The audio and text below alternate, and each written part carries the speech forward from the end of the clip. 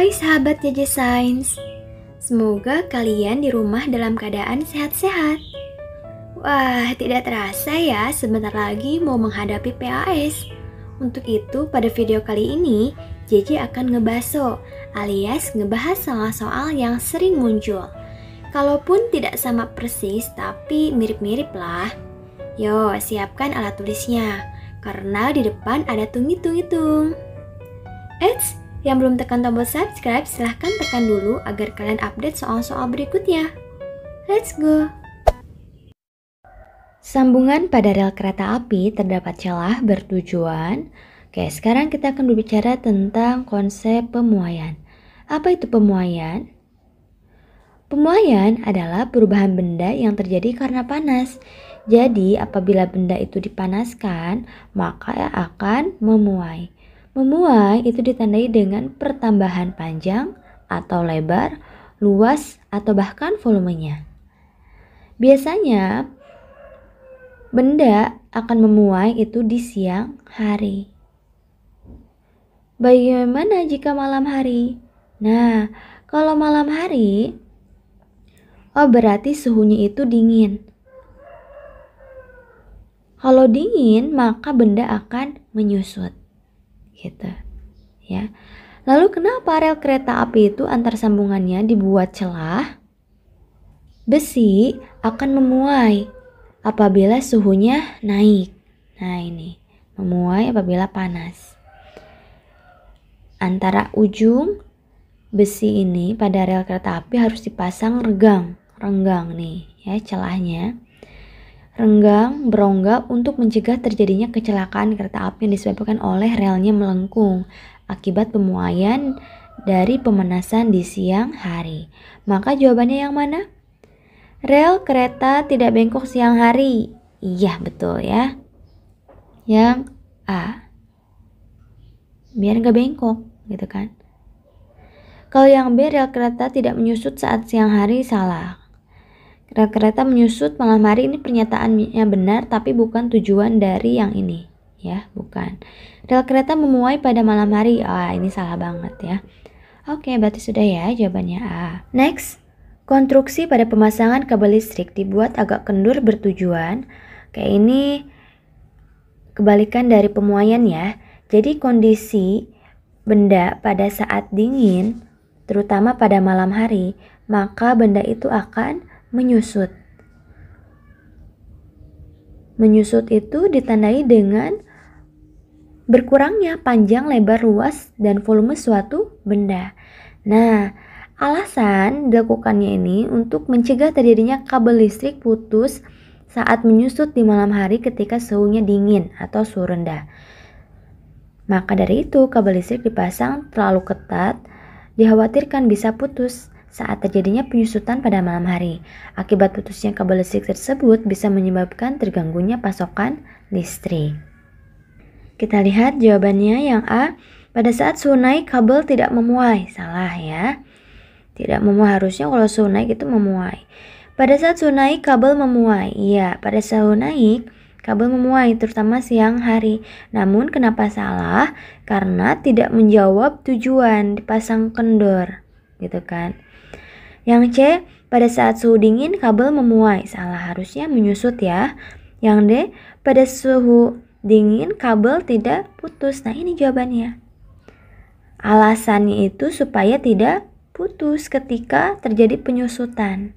Berdasarkan data pada tabel, gambar bimetal yang benar adalah bimetal itu diambil dari kata bi dan metal. Bi itu artinya dua, metal itu artinya logam. Berarti bimetal itu adalah dua keping logam yang disatukan atau dikeling, bukan dilebur ya, yang memiliki koefisien muai yang berbeda. Misalnya logam 1 dan logam 2. Bisa kita lihat koefisien muainya berbeda. Apa itu koefisien muai? Koefisien muai adalah bilangan yang menunjukkan pertambahan panjang benda tiap satu satuan panjang saat terjadi kenaikan suhu 1 derajat Celcius. Jadi logam bimetal ini ketika dipanaskan maka dia akan memuai. Arah muainya, arah melengkungnya Arah melengkungnya itu kepada koefisien benda yang lebih kecil. Misalnya, gambar 1 dan gambar 2, koefisien muanya itu lebih besar logam 1. Berarti logam 1 ini akan melengkung ke arah memanjang gitu ya, sehingga lengkungnya itu ke arah logam 2. Begini, ya. Oke. Sekarang kita lihat mana nih gambar yang tepat. Gambar 1 benar tidak? Logam 2 lebih panjang dibanding logam 1? Salah. Gambar 2 benar ya, melengkung ke arah koefisien yang lebih kecil. Logam 3 benar. Logam 4, kita lihat 4, logam 1 lebih besar dibandingkan logam 3. Iya, gambar 4 benar. Oh, berarti jawabannya yang ada angka satunya ini adalah salah. Maka jawabannya yang D, 2 dan 3. Next, proses perubahan wujud yang memerlukan kalor adalah, jadi berdasarkan wujudnya zat itu terdiri menjadi 3 ya. Ada zat padat, ada zat cair, ada zat gas. Ketiga zat ini dapat mengalami perubahan wujud. Ada yang menyerap kalor. Menyerap kalor ini nama lainnya itu membutuhkan kalor. Ada yang melepas kalor. Apa saja contoh perubahan wujudnya? Untuk yang menyerap kalor, berarti contohnya itu adalah mencair, menguap, menyublim. Jadi peristiwa-peristiwa yang membutuhkan panas, yang membutuhkan kalor gitu ya. Artinya ia menyerap kalor, menerima kalor. Sedangkan yang melepas kalor berarti tidak memerlukan kalor ya, tidak membutuhkan panas. Berarti peristiwa membeku, mengembun. Nah ya, satu lagi apa? Deposisi. Nah ini. Dengan demikian, perubahan wujud zat yang memerlukan kalor adalah, kita lihat yang A, mengembun, menguap. Oke, mengembun salah ya. Membeku salah, dia nggak butuh kalor. Nah, yang D ya, mencair dan menguap. Ini membutuhkan kalor, butuh panas. Berdasarkan grafik, banyaknya kalor yang dibutuhkan oleh 200 gram air dalam proses Q3 apabila kalor jenis airnya 4200 Joule per kilogram derajat Celcius adalah, sekarang kita berbicara tentang kalor. Kalor itu adalah energi panas yang berpindah dari suhu yang lebih tinggi ke suhu yang lebih rendah. Kita coba membaca grafik ya, kita belajar. Misalnya nih proses Q1 itu misalnya titik A ke titik B. Ini adalah kalor, dimana yang awalnya negatif 5 menjadi 0 derajat. Ini masih dalam bentuk es batu ya. Maka besar kalor yang dibutuhkan itu rumusannya massa dikali kalor jenis kali perubahan suhu.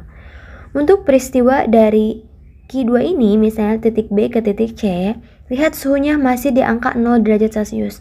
Berarti ini adalah kalor laten ya.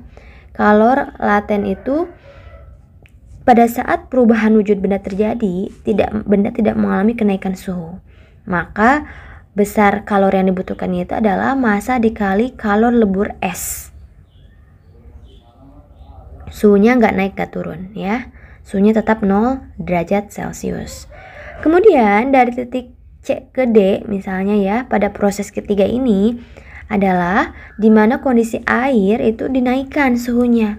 Yang asalnya 0 derajat Celcius dinaikkan sampai 10 derajat Celcius. Oh, berarti di sini ada kalor yang dibutuhkan. Maka mencari besar kalornya itu adalah massa dikali kalor jenis kali delta T. Begitu. Oke, kita langsung saja karena yang ditanyakan itu adalah proses Q3. Maka Q3 sama dengan, tulis lagi rumusannya, massa kali kalor jenis kali perubahan suhu. Masanya berapa? Nah, masanya diketahui 200 gram. Massa satuan internasional itu harus dalam bentuk kilogram. Maka rubah dulu. 200 gram berapa sama dengan berapa kilogram? Berarti dengan cara dibagi. 200 dibagi 1000. Karena 3 tangga ya, naik. Berarti dibagi. Kita coret 2, nolnya coret.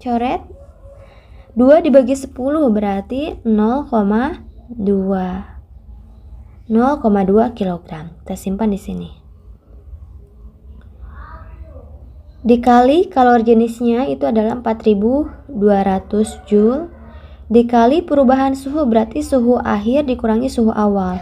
10 derajat Celcius dikurangi 0 ya. 0,2 dikali 4200 dikali 10. Ini ada satu angka di belakang koma, biar komanya hilang, kali sini jadi 2 ya. 2 kali 4200 sama dengan 8400 Joule. Nah, di soal itu ditanyakannya itu dalam bentuk kilojoule. Sama seperti gram ke kilogram. Ya, berarti ini dibagi 1000, maka hasilnya tinggal dikasih komanya di sini 1, 2, 3, koma di sini ya. 8,4 kilojoule. Maka jawabannya yang A. Begitu. Next, jika kalori jenis es 2100 Joule per kilogram derajat Celcius, kalori jenis air 4200 Joule per kilogram derajat Celcius, dan kalori lebur es 340.000 Joule per kilogram, maka pada saat perubahan wujud terjadi diperlukan kalor sebanyak. Oke, kata kuncinya di sini ya, saat perubahan wujud terjadi. Maka pada saat perubahan wujud ini dinamakan dengan kalor laten. Kalor laten itu ada kalor laten kalor lebur, ada kalor uap. Nah, pada saat perubahan wujud terjadi, suhunya itu tetap. Oke, suhu tetap, ya. Mana nih di sini pada tabel ini yang menunjukkan kalor pada saat perubahan wujud? Berarti yang proses Q2, karena suhunya tetap. Maka rumusannya Q2 sama dengan M dikali besar kalor lebur es ya, karena ini kan proses meleburnya es batu. Masanya diketahui di gambar ini adalah 500 gram ini ya. 500 gram berarti kita rubah dulu ya. 500 gram itu sama dengan 0,5 kilogram. Dari mana 500 dibagi 1000? Nih, 500 dibagi 1000. Ada dua angka, coret. 5 dibagi 10 sama dengan 0,5. Kita masukkan ke sini 0,5 kilogram. Dikali besar kalor lebur esnya itu adalah 340.000. Satu angka di belakang koma, biar komanya hilang, dicoret 1. 34 kali 5. 34 kali 5 itu ini jadi habis ya. 34 kali 5 itu 170. Sisa nolnya 3 ya. 170.000 Joule. Yang ditanyakannya itu dalam bentuk kilojoule. Maka dibagi 1000, 170 kilojoule ya. Tinggal dicoret saja 3 ya, kan dibagi 1000. Maka jawabannya adalah yang A. Next, dari pernyataan tersebut yang menyatakan akibat radiasi adalah nomor. Oke, ini berbicara tentang perpindahan kalor. Kalor itu kan tadi energi panas yang berpindah dari suhu tinggi ke suhu yang lebih rendah. Perpindahan kalor ini dibedakan menjadi 3. Ada perpindahan kalor secara konduksi, secara konveksi, dan yang ketiga itu radiasi. Kalau konduksi, perpindahan kalor memerlukan medium. Perpindahan kalor memerlukan medium tanpa disertai perpindahan partikelnya. Misalnya pada saat menyetrika baju, ya. Panas berpindah dari setrika ke baju, ya. Tapi partikelnya itu nggak berpindah, logamnya nggak berpindah, nggak nempel ke baju, hanya panasnya aja. Nah, itu konduksi. Kalau konveksi itu sama, memerlukan medium seperti konduksi. Tadi kan mediumnya konduksi itu adalah bahan konduktor ya. Kalau ini disertai. Nah, disertai perpindahan partikelnya.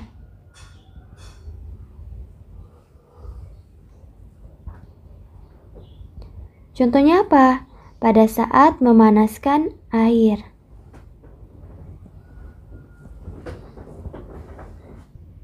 Yang ketiga itu radiasi, itu perpindahan kalor tanpa memerlukan medium.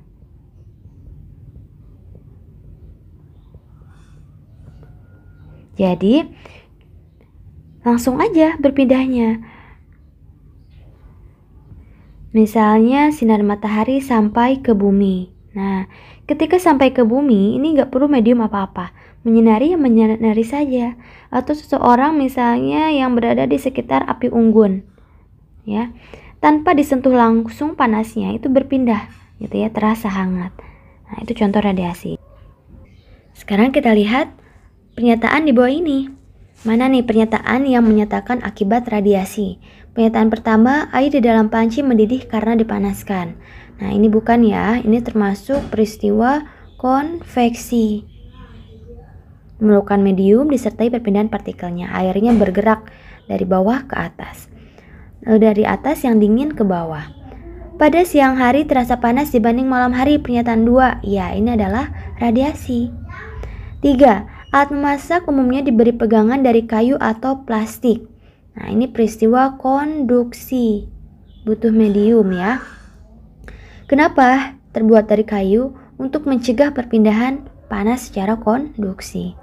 4. Lilin yang sedang menyala akan meleleh sampai habis. Nah, ini betul radiasi ya. Tanpa bersentuhan langsung si lilinnya, tapi panasnya itu bisa terasa sehingga bisa meleleh. Jadi yang benar itu adalah pernyataan 2 dan 4 yang C. Sebuah peluru bermasa 0,5 kg ditembakkan sehingga membentuk garis parabola seperti gambar. Besar energi kinetik dan energi potensial pada saat benda berada di titik 3 dengan ketinggian 8 meter adalah, jika diketahui percepatan gravitasinya 10 meter per sekon kuadrat. Oke, berarti di sini berbicara tentang energi mekanik. Energi mekanik itu adalah energi suatu benda yang disebabkan karena gerakan, posisi, atau kedua-duanya. Oke. Oh, berarti energi mekanik ini berarti mencakup energi kinetik dan energi potensial. Apa bedanya energi kinetik sama potensial? Energi kinetik itu adalah energi yang ada pada benda karena geraknya atau yang dialaminya. Sedangkan energi potensial, energi yang ada pada benda karena kedudukan atau posisinya terhadap bumi. Sekarang kita lihat di titik 3. Oh, berarti titik 3 ini dia ada energi potensialnya, namun besar energi kinetiknya itu adalah 0. Kenapa? Karena posisi di angka 3 itu adalah posisi diam, tidak bergerak. Makanya dia tiba-tiba akan berhenti dan turun ke bawah gitu ya.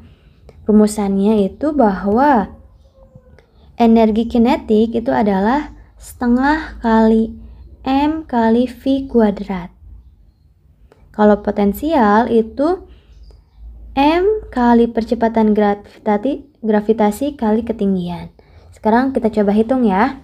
Untuk energi kinetiknya, setengah kali masanya itu adalah 0,5 dikali kecepatannya, kan dia diam, V-nya itu adalah 0 meter per sekon, berarti dikali 0 kuadrat.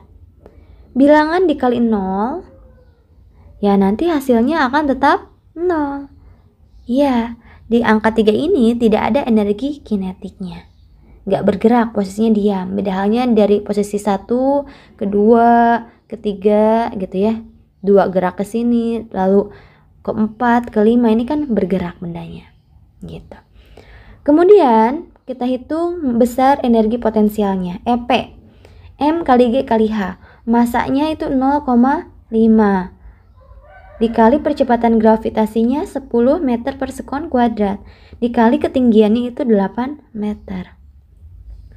Oh, berarti untuk mencari energi potensial ini, semakin tinggi suatu benda, maka energi potensialnya semakin besar gitu ya. Berarti di antara 1, 2, 3, 4, 5 yang memiliki energi potensial terbesar itu ada di angka atau ada di titik 3. Kita hitung 0,5 kali 10 berarti komanya hilang ya. Sudah dikalikan, tinggal dikali 8. 5 kali 8 itu adalah 40 Joule. Udah. Berarti jawabannya itu adalah yang A, 0 Joule dan 40 Joule. Secara berturut-turut. Cukup mudah bukan terkait energi kinetik dan energi potensial ini? Next, perubahan benda masanya 4 kg bergerak dengan kecepatan 4 meter per sekon. Besar energi kinetiknya adalah EK sama dengan setengah kali massa kali V kuadrat. Velocity, kecepatannya berapa? Kita hitung, masanya itu adalah 4 kg.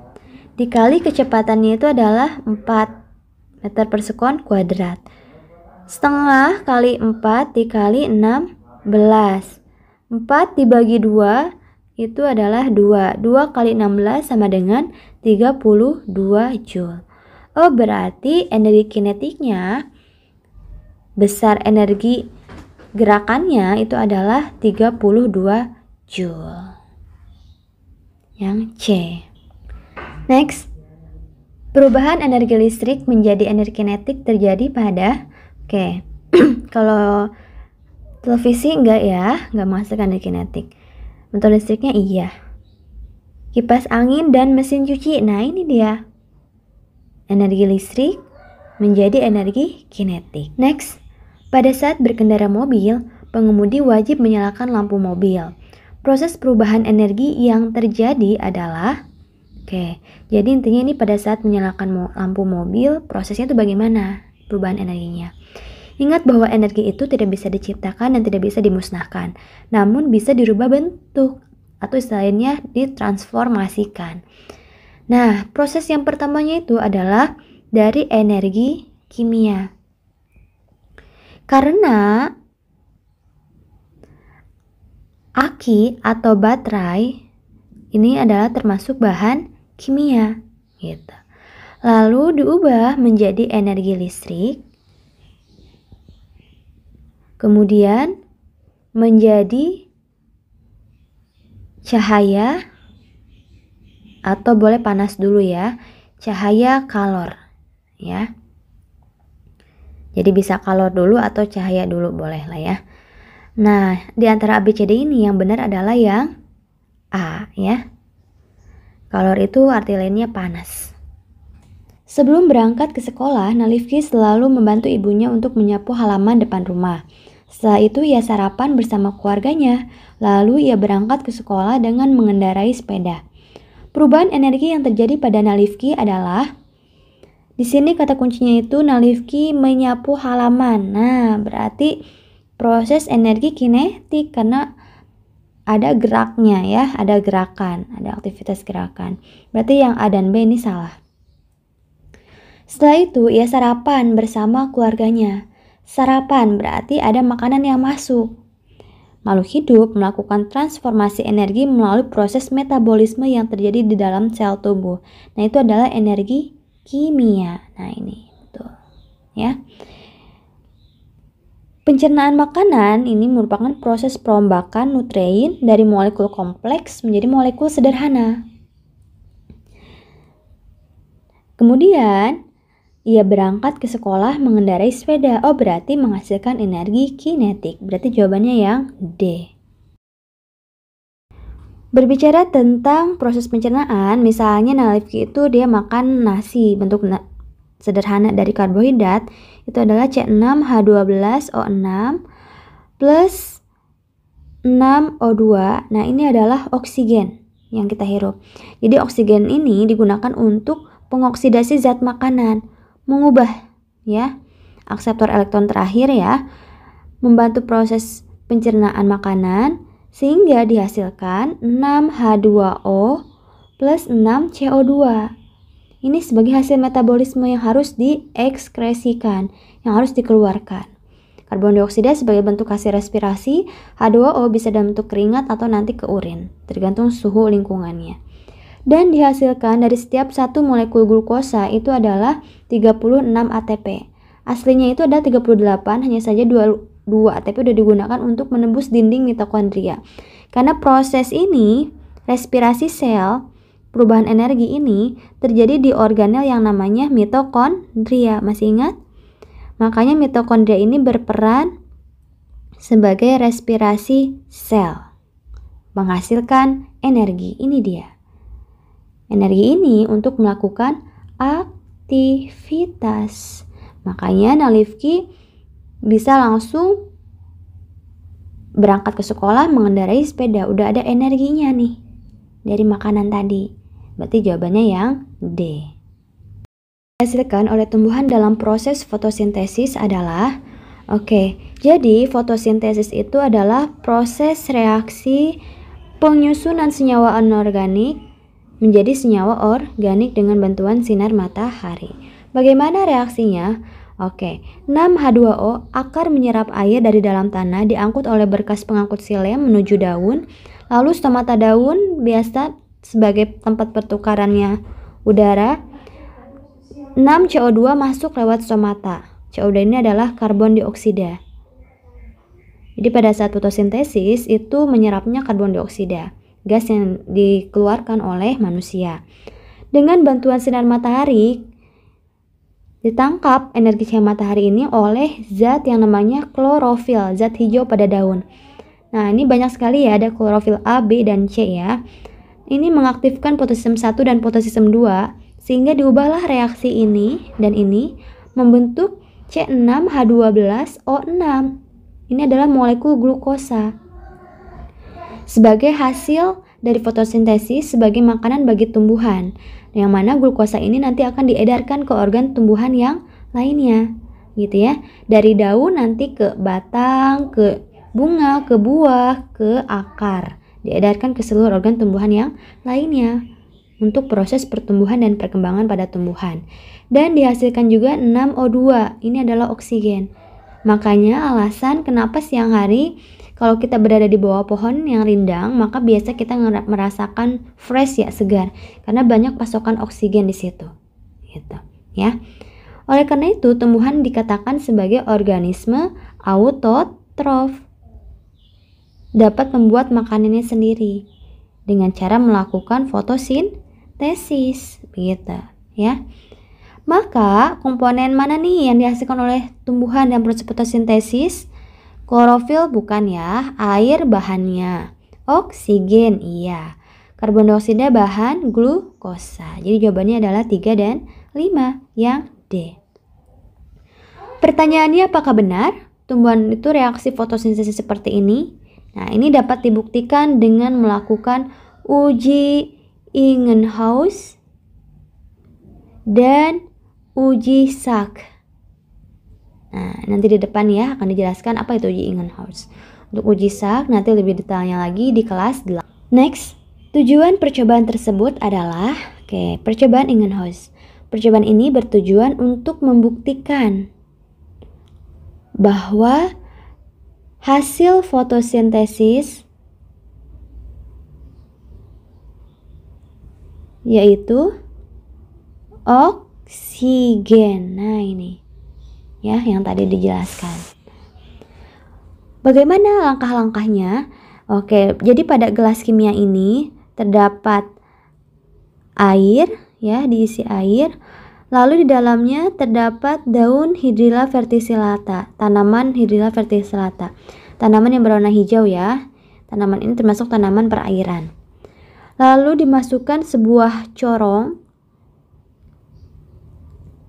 dengan diberikan penyangga, kawat penyangga biar enggak terlelap corongnya. Berarti corong ini airnya terisi segini ya. Oke.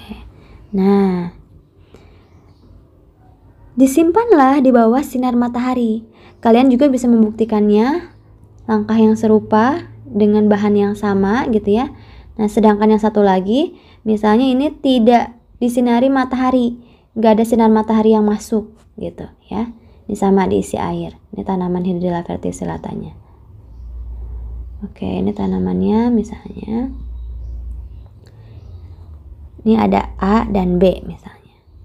Nah, lama kelamaan setelah beberapa jam kemudian ternyata yang tanaman percobaan A ini gitu ya, gelas kimia ini menghasilkan banyak sekali gelembung di sini gitu ya. Sedangkan yang B, percobaan yang B gitu ya, ini enggak sama sekali, sedikit gelembungnya, bahkan sama sekali hampir tidak ada.